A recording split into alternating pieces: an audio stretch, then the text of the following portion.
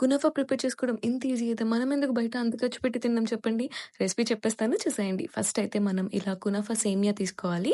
అందులో కొంచెం butter add చేసుకొని మిక్స్ చేసి పక్కన పెట్టేసుకోండి. తర్వాత మళ్ళీ పాన్ తీసుకొని అందులో 1 కప్ మిల్క్ తీసుకోండి. అందులో 1-2 spoons corn flour, 2 spoons Amul powder ఉంటుంది కదా అది.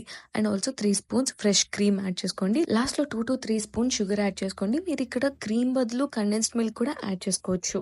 అన్నీ యాడ్ చేసుకున్న తర్వాత స్టవ్ మీద పెట్టి చక్కగా ఇలా మిక్స్ చేసుకొని 5-10 మినిట్స్ తర్వాత వెనిల్లా ఎసెన్స్ యాడ్ చేసుకొని స్టవ్ ఆఫ్ చేసేసుకోండి. నెక్స్ట్ స్టెప్ మనం షుగర్ సిరప్ ప్రిపేర్ చేసుకోవాలి. దానికోసం మనం సేమ్ క్వాంటిటీస్‌లో షుగర్ అండ్ వాటర్ తీసుకొని అందులో కొంచెం నిమ్మరసం యాడ్ చేసుకోండి. క్రిస్టలైజ్ అవ్వకుండా ఉంటుంది. దాని తర్వాత కేక్ మౌల్డ్ గానీ లేదంటే ఏదన్నా ప్లెయిన్ బేస్ ఉన్న పాన్ తీసుకోండి.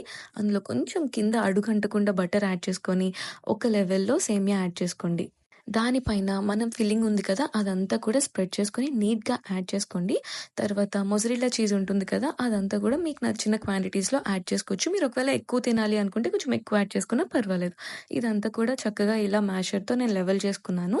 తర్వాత పైన మళ్ళీ మనం సేమియా యాడ్ చేసుకోవాలండి. మీకు ఫుల్ వీడియో కావాలి అని నా ఛానల్‌లో పోస్ట్ చేశాను చూసేయండి. ఇప్పుడు మనం ఒక పాన్ తీసుకొని అందులో మన కునాఫా పెట్టేసి పైన ఇలా లిడ్ పెట్టుకోవాలనమాట.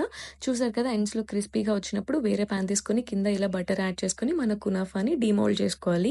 ఇప్పుడు కొంచెం ఘీ యాడ్ చేసుకుంటే కింద కూడా ఫ్రై అవుతదనమాట. దాని తర్వాత మనం ప్రిపేర్ చేసుకున్న షుగర్ సిరప్ పైన యాడ్ చేసుకొని వేడిగా తింటే టేస్ట్ చాలా బావుంటదండి. చూసారు కదా! ఇలాంటి ఇంకెన్నో రెసిపీస్ కావాలి అనుకుంటే please don't forget to subscribe and also follow Swasha tales. Thank you so much. Bye by.